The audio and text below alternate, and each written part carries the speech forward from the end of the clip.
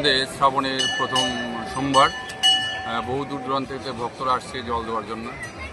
আমরা যতটুকু পারছি আমাদের তিলভান্ডেশ্বর কমিটির থেকে যতটুকু পারছি তাদেরকে যতটুকু সহযোগিতা করার আমরা এখানে করছি।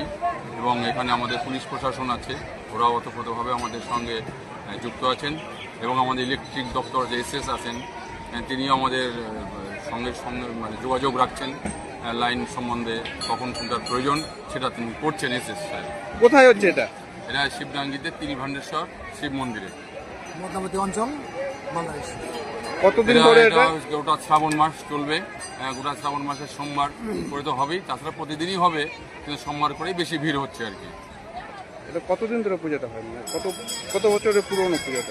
এটা সেই পাল বংশের থেকে চলছে, বহু বছর আগের। সেখান থেকে এটা চলে আসছে আর কি। আপনার নাম? আমার নাম শ্যামল সরকার।